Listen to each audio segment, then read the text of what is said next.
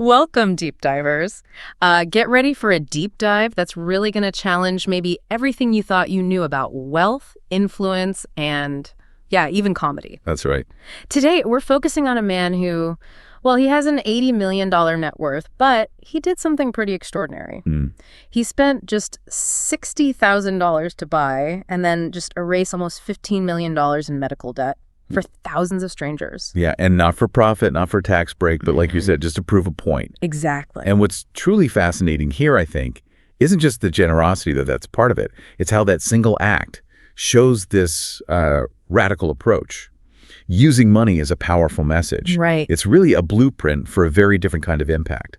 We're unpacking the rare mindset of John Oliver today. Yeah. How he masterfully turned his platform, even his net worth, into this megaphone for truth. Shaking up whole industries. Shaking an entire financial industry, yeah. And much more. That's right. You've shared some incredible sources detailing his unique philosophy towards finance, career choices, his brand of activism.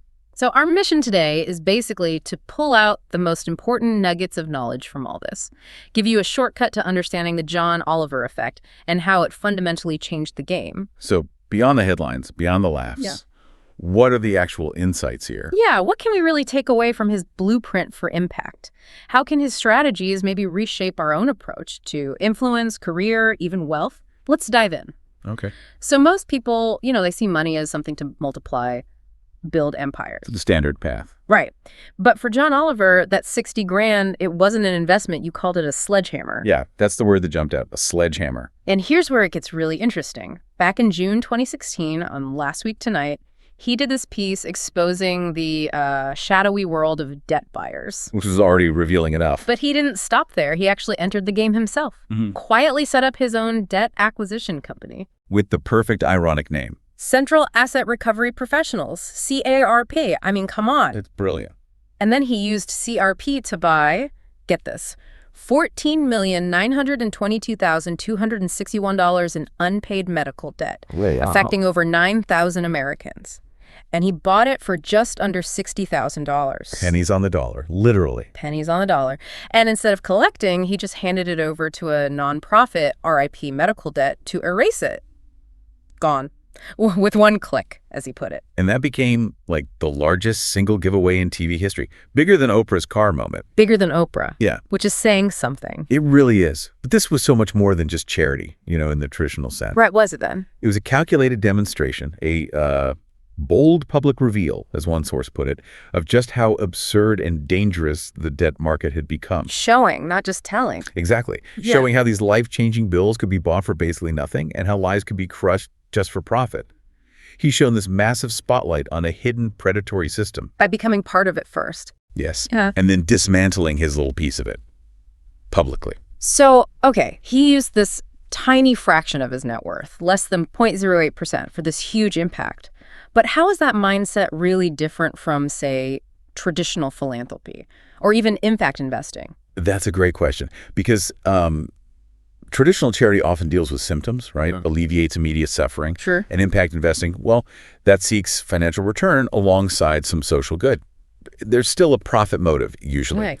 Oliver's move was pure disruption. He wasn't after profit. He wasn't even really setting up a long-term fund. He was creating irrefutable proof. Proof of a broken system. Undeniable proof. And the sources show it worked. It forced a national conversation about medical debt. It ignited donations to debt relief organizations. It even inspired policy discussions around transparency and regulation. Wow. And by refusing to profit himself, he built this incredible trust. It cemented his brand as this subversive truth teller. So the return wasn't money. The return was proof. The hidden lesson there is just so powerful. Sometimes the best ROI isn't profit. It's proof. That is a huge mindset shift. Using resources not just to put a Band-Aid on something, but to expose the actual wound. Exactly. Which kind of makes you wonder, how does he operate with such freedom to do these things? Our sources suggest that if most TV hosts are businesses, John Oliver is a library. Huh. I like that. And it's precise. Last Week Tonight, launched back in April 2014. It's on HBO. Subscription-based. Key difference. Huge difference. It means no ads, no product placements, no brought to you by disclaimers. That structure buys him freedom. Yeah, and Oliver himself said it right. We're not beholden to advertisers, so we can spend 20 minutes telling you something nobody else wants to touch. Mm-hmm. That freedom allows for just staggering research. I mean, for a weekly comedy show, how do they manage that level of fact-finding? What does that policy think tank approach actually look like? Well, a complete departure from your typical late-night show. Yeah. Their process, it takes like 5-6 weeks per topic. Weeks for one segment. Weeks. With a team of over 30 people, researchers, journalists, lawyers, producers. The writing room, it really does function more like a policy think tank, as the sources say. Okay. Remember that debt buyers episode we just talked about? Yeah. That took 2 months to prepare, multiple rounds of fact-checking, internal debates, legal clearances, and, yes, that undercover operation to actually buy the debt. Wow. So it wasn't just a bit. Not at all. It was a tactical strike disguised as satire.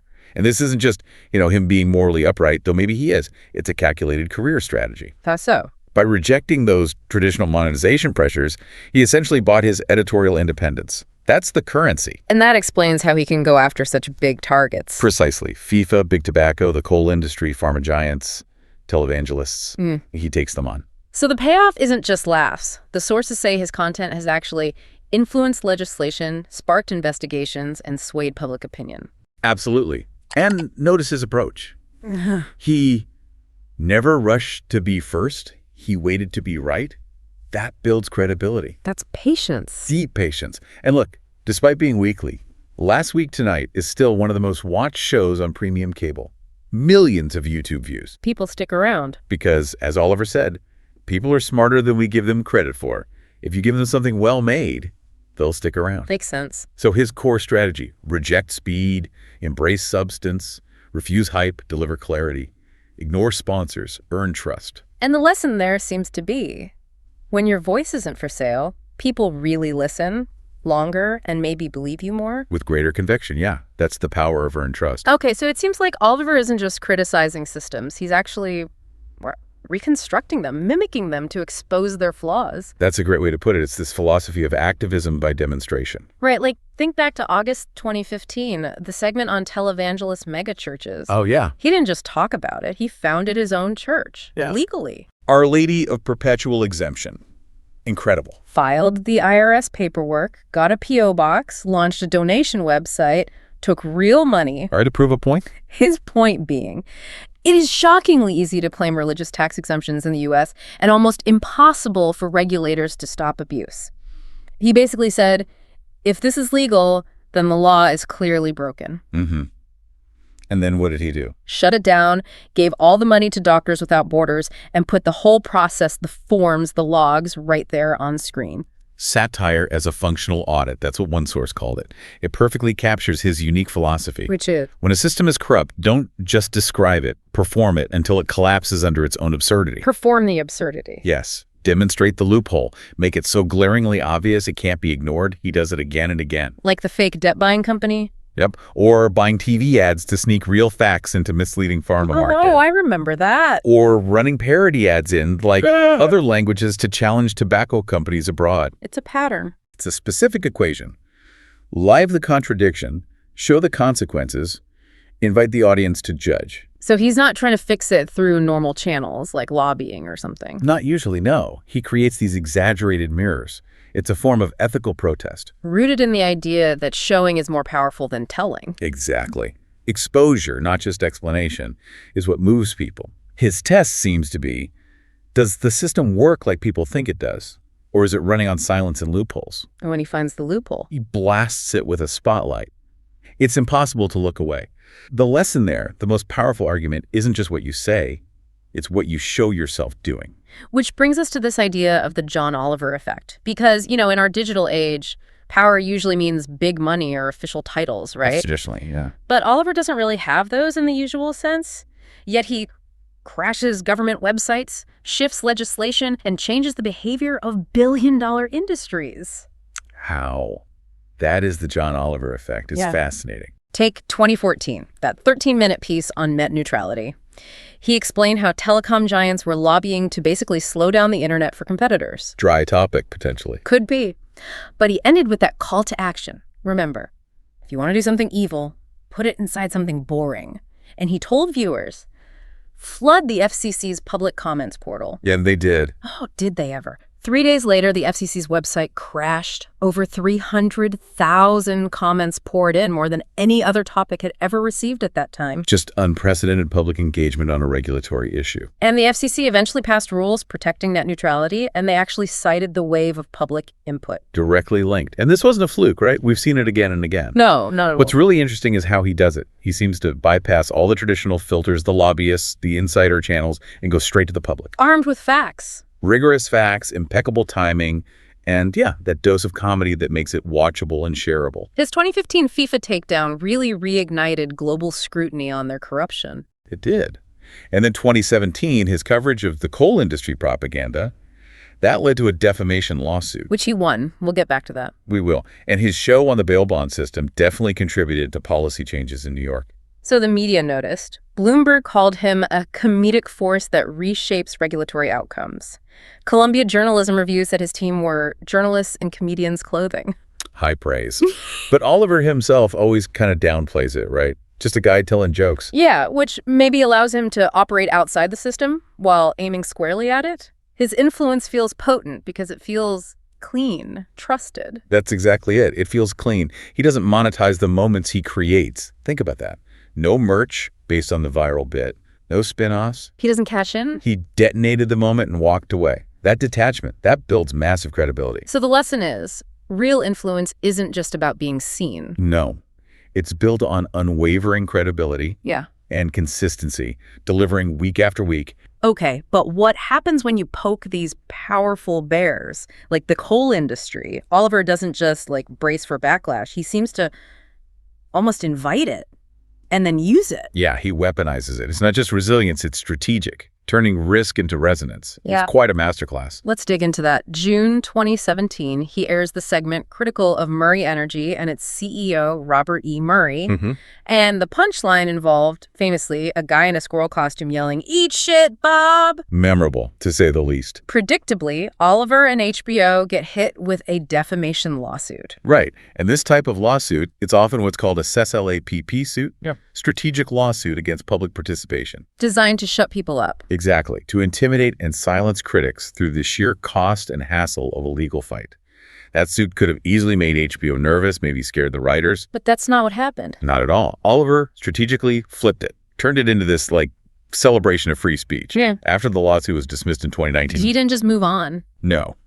He responded with a full-on Broadway-style finale. Dancing chorus, power ballad, lyrics mocking the whole legal ordeal. And the final shout. "Eat shit, Bob." Again. He joked, "If you come at me with a SLAPP suit, I'll come back with a dance number." But the message underneath was dead serious. Don't try to silence us. That same resilience, that unwavering commitment, it defines his whole run, doesn't it? A decade now. It really does. While other shows were pivoting, chasing trends, TikToks, live streams, whatever, Oliver stuck to the exact same format since 2014. One episode a week. One main topic. One voice. Deeply researched. No merch, no rebranding, no seasonal pivots. How does he maintain that discipline in today's media world? It's noisy out there. I think it's because he understands the compound value of trust. Each meticulously researched independent episode is another brick in a reputation wall. So consistency builds trust over time. He grasped that depth and consistency would cut through the noise eventually. Even during the pandemic in 2020, remember, filling from that blank white void. Yeah, no audience, nothing fancy. The views kept coming because the voice was intact. That's the core of it. A conviction strategy. That's what the sources call it. The idea that if your core message is strong, if it's consistent, you become the signal. You don't just follow the noise. And the hidden lesson there. The best way to survive a crisis or just intense pressure isn't always to swerve or change. Sometimes it's to stand taller, with style, with grace, and with the truth in hand. So wrapping this up, what does all this mean for you listening?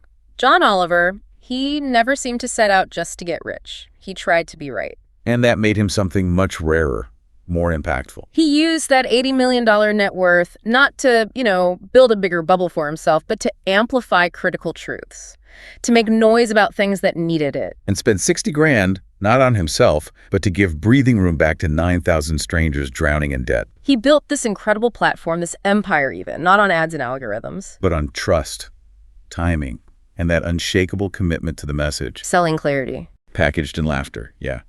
Driven by truth, immune to trends. If you connect that to the bigger picture, it really tells us something about power. What's that? That real power isn't just about how loud you shout. It's about how clean, how credible your signal is when you do speak. He's more than just a comedian or host, then. He's a potent reminder, I think, that money means very little without meaning behind it. His legacy. It won't be measured in ratings points or deals made. But in systems exposed, minds changed, and maybe a few million people who laughed their way into understanding something important they never would have just read about. It's this quiet blueprint, isn't it? Yeah. Make them laugh, then make them look closer, then walk away. Not richer, but more respected. Well said. Now, just pause for a second and really think about this with us. What would you do with $60,000? Oliver used it to make 9,000 strangers breathe easier.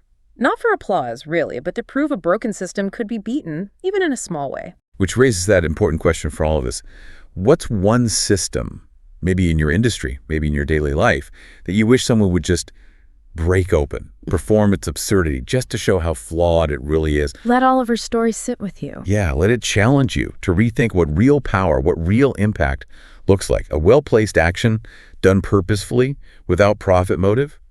It can echo for years. It can inspire real change. So if this deep dive stuck with you, if it maybe gave you a glimpse of what truth looks like when it isn't up for sale, well, then that's already enough.